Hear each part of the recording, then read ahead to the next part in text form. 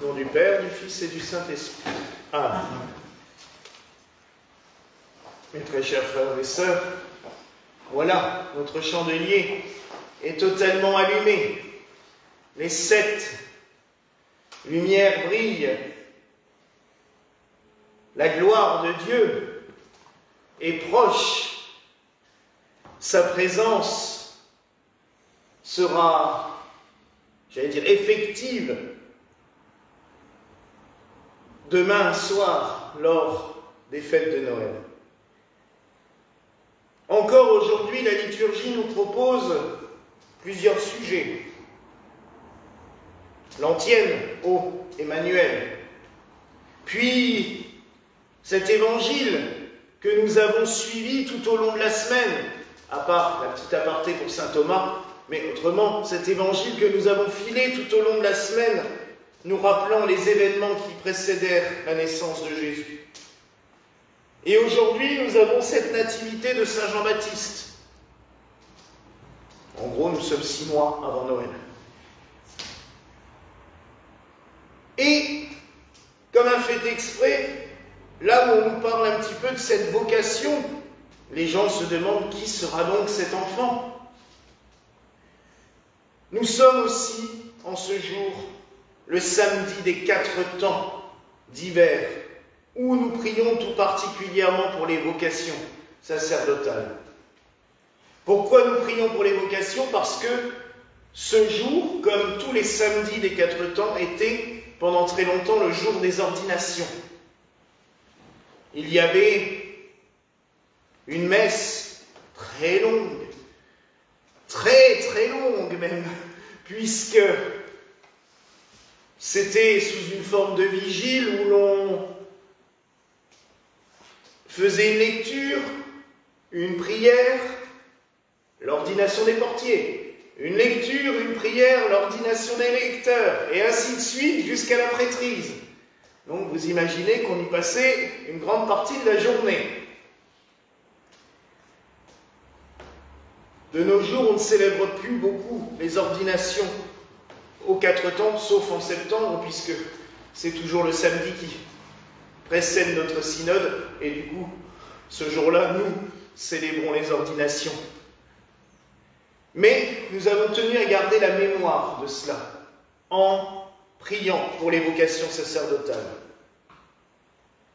Et je dirais que la vocation sacerdotale, c'est aussi la manifestation de la grande antienne ô Emmanuel, puisque Emmanuel veut dire Dieu avec nous.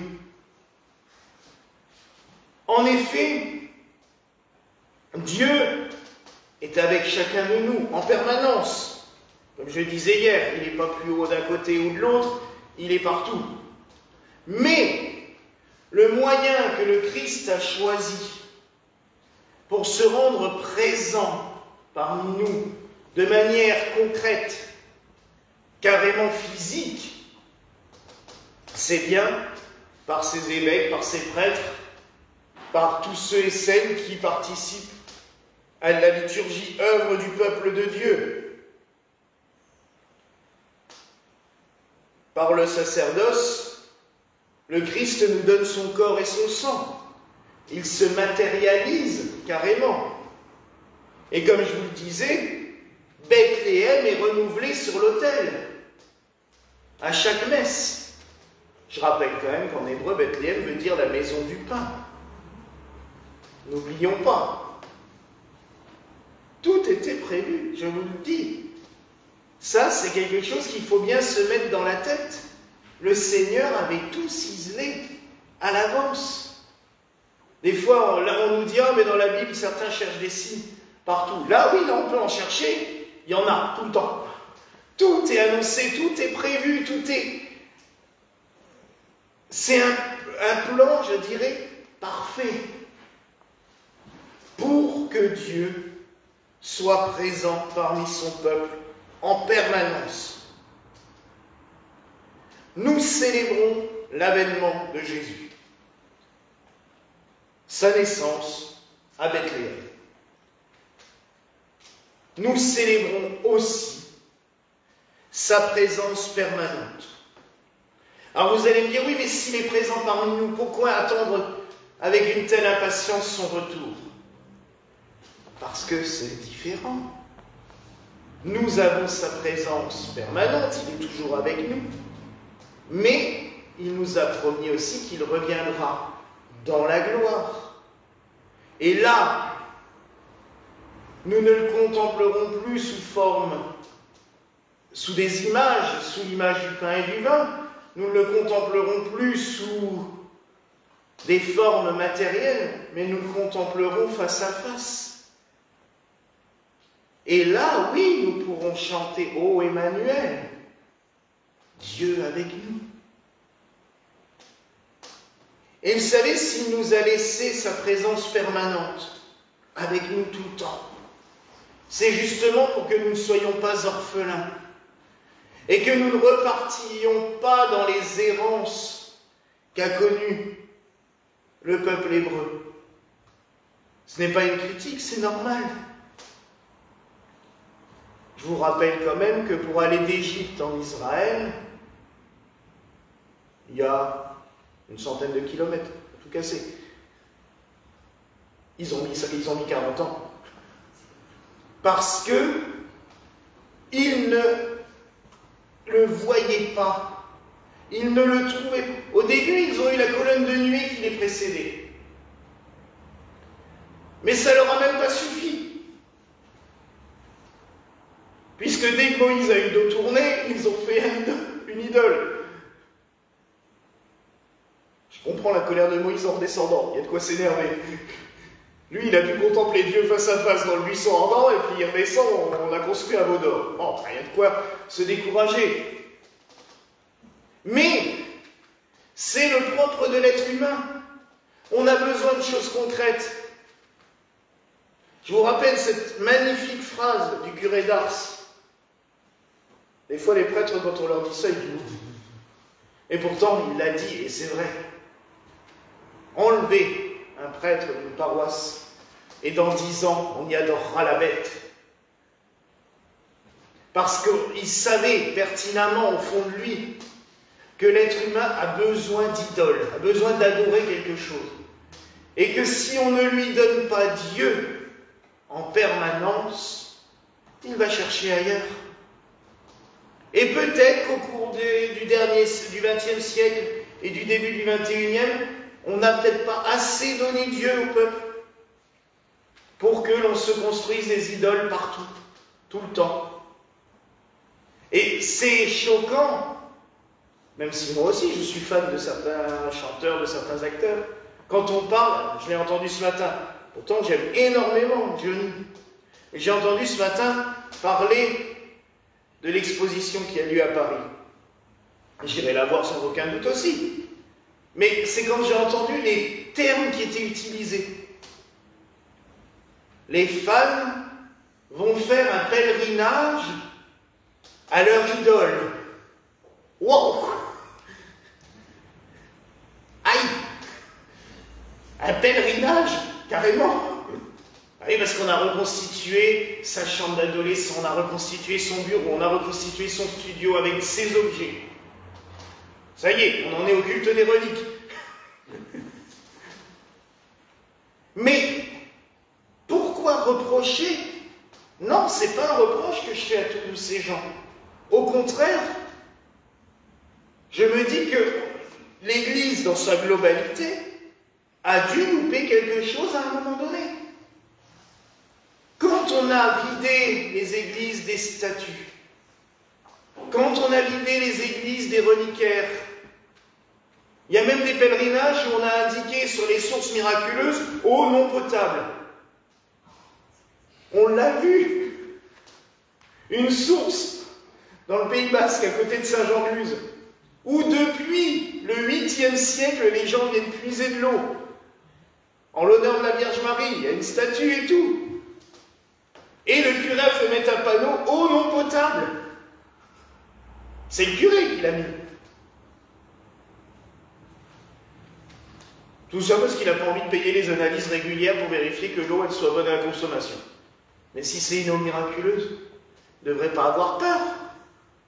Mais alors oui, il ne faut pas s'étonner que l'humain aille chercher des idoles ailleurs. Alors que nous avons tout pour être heureux. Dieu avec nous. Emmanuel. Alors oui, il faut prier pour les vocations. Oui, il faut prier pour que des prêtres, qu'il y en ait de plus en plus, qu'il y ait plein de jeunes qui veulent se consacrer au sacerdoce, et surtout que l'on puisse redonner Dieu au monde. Il s'est incarné. J'aime beaucoup ce principe d'incarnation. Et c'est pour cela que l'humain a besoin de statues, d'images, que les sens parlent.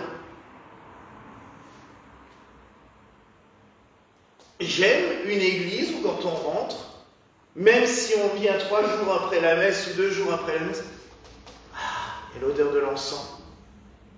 C'est quand même toujours mieux que l'odeur de l'humidité ou du moisi qu'on sent les 3/4 du temps dans les églises, parce que malheureusement c'est vrai que, ces bâtiments-là sont difficiles à entretenir, mais c'est quand même mieux quand on sent l'odeur de l'encens.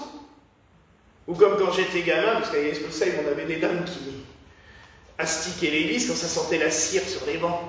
Mais on sentait qu'il y avait de la vie. Quand on rentre dans une église qui a une petite bougie allumée, ça donne tout de suite un sentiment d'habitation, d'incarnation. Il est là. Je me souviens du père Zanotti Zorkin, qui est un prêtre que j'apprécie beaucoup, qui a une carrière assez particulière, parce qu'il était chanteur de cabaret avant. Et il s'est converti, il est devenu prêtre. Et on avait été dans son église, à Marseille, c'est l'église des réformés. Mais rien à voir avec les protestants, en fait c'était les augustins réformés. Et les Marseillais ont gardé le nom de réformés. Alors c'est une grande église qui est tout au fond de la Canebière, donc on la voit de loin, parce que quand on est sur le Vieux-Port, il y a cette avenue de la Canebière, et au fond, il y a une église gigantesque avec 2 grandes tours, donc on la repère facilement. Et quand on l'a mis dans cette paroisse, on lui a dit, pouf, vous n'allez pas vous fatiguer, hein. Il n'y a personne. L'église est toujours vide, à part quelques touristes, et franchement, s'il y a 50 personnes le dimanche, vous aurez de la chance. Et lui est arrivé là, et il a tout de suite pensé à une chose. Il dit, faut pas s'étonner, cette église est vide. Première chose qu'il a fait, c'est de dire, moi, les réunions, c'est fini. Je ne veux pas passer ma vie en réunion. La réunionite aiguë, ça suffit. Donc il a écrit à l'évêché, s'il y a des réunions où je dois être présent, ça sera le lundi matin, pas autrement.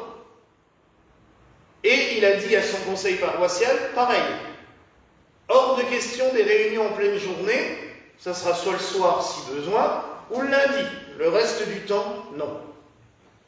Et il s'est installé dans son église.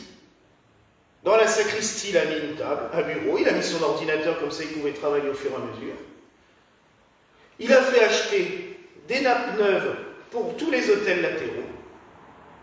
Il a demandé à ce que sur chaque autel, il y ait un petit vase avec une fleur fraîche. Et tous les matins en arrivant, il allumait une bougie sur chaque autel. Pour que l'église, il y ait quelque chose de vivant. Et bien, vous me croirez ou pas, son église s'est remplie de plus en plus. Au point qu'au bout d'1 an, il avait 2 messes avec plus de 300 personnes chaque dimanche. Et tous les jours, et quand on y a été, c'est vrai que l'église, il y avait plein de gens en train de prier. On n'était pas pour un office, mais il y avait des gens en train de prier devant les autels, du coup d'allumer des bougies eux-mêmes. Ça vivait, elle était habitée. Et c'est ce qu'il a toujours dit, une église doit être habitée. Il faut donner Dieu au monde. Un prêtre, quand il reçoit le sacerdoce, c'est pour donner Dieu au monde. Ce n'est pas pour se réunir, pas pour faire des rendez-vous entre copains, pas pour déblatérer pendant 3 heures sur qu'est-ce qu'on pourrait faire de mieux. Ben fais-le, et puis après, tu verras déjà. Mais en fait, on fait des grandes théories, mais on ne le fait pas. Et je vous avoue, et je l'ai dit hier soir à maman, parce que j'ai eu une grande joie hier. Bon, c'est un peu épuisant, mais j'ai eu une grande joie hier. On est arrivé à 3h moins le quart ici avec le père Glenn et maman. On a ouvert la porte. J'ai même pas eu le temps de me poser. Il y a déjà des gens qui arrivent.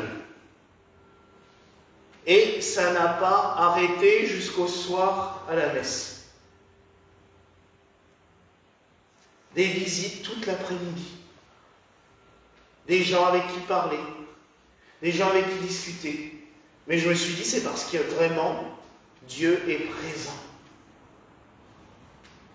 Et souvent, la réflexion qu'on me fait, c'est « Ah, cette église, elle est habitée. » Ah oui, ça, elle l'est.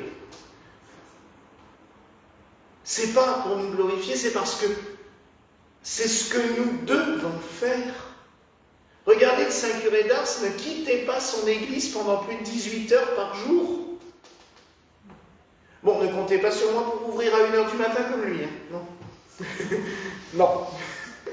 J'ai pas cette force et j'ai pas cette énergie, je suis désolé. Parce que lui, tous les matins. Et le pire, c'est que les voisins devaient être contents, ils faisaient sonner les cloches à toute volée à 1h du matin pour annoncer que l'église était ouverte. Maintenant, on ferait ça, on se ferait lâcher. Il faut quand même se mettre à la mesure du monde où on vit.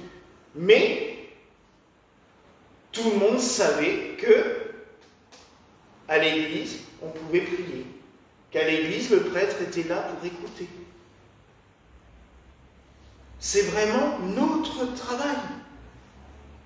Travail dans le bon sens du terme, hein, pas « je travaille parce que j'ai rien d'autre, parce qu'il faut que je le fasse ». Non, non. C'est notre artisanat, je dirais même. Parce que c'est... on doit offrir Dieu au monde. Comme l'a fait la très sainte Vierge Marie. Elle nous a donné Dieu. Alors à nous aussi de le faire, mes frères et sœurs. Prions. Parce que, là je parle pour les vocations sacerdotales, mais tous les chrétiens peuvent donner Dieu au monde. Hein. Chacun à sa façon. Je vous l'ai déjà dit. Hein. Chacun à notre façon, nous pouvons donner Dieu autour de nous. Et faire ressentir sa présence. C'est ça surtout qui est plus important. Comme quelqu'un nous dit, comment ça se fait que tu as toujours le sourire, que tu es heureux? Je crois que la plus belle réponse, ça serait parce que Dieu habite en moi. Là, ça serait une belle réponse. Et là, il n'y a pas besoin de convertir par la force, de dire, allez, tu dois faire comme moi, faut croire. Ça, c'est le meilleur moyen pour que les gens ne croient pas. Hein. Moi, franchement, quand quelqu'un, ça nous est arrivé avec Antoine, quelqu'un qui est venu, faut faire comme moi, faut croire à ce que je crois. Oui, on recommence comme ça, c'est déjà foutu. Au revoir. Va-t'en. Non. C'est par nous qu'on peut transmettre le message du Christ. Oh, mais t'as le sourire. Ah, mais t'es heureux. Comment ça se fait? Parce que souvent les gens nous demandent comment ça se fait que t'as toujours le sourire. Parce que Dieu habite en moi. Alors oui, ça ne sauve pas de tout. Oui, il y a des jours où ça ne va pas. Mais justement, c'est ce que je vous ai déjà dit aussi, on se met un bon coup de pied aux fesses et on se dit, non, il est là, allez, on y va. Alors oui, mes frères et sœurs, là, nous pouvons dire, Emmanuel, Dieu avec nous. Alors célébrons-le, chantons-le, et surtout, remercions-le. Un Dieu qui vient habiter parmi nous. C'est merveilleux. Voilà la grâce que je nous souhaite en ce jour au nom du Père, du Fils et du Saint-Esprit. Amen. Amen.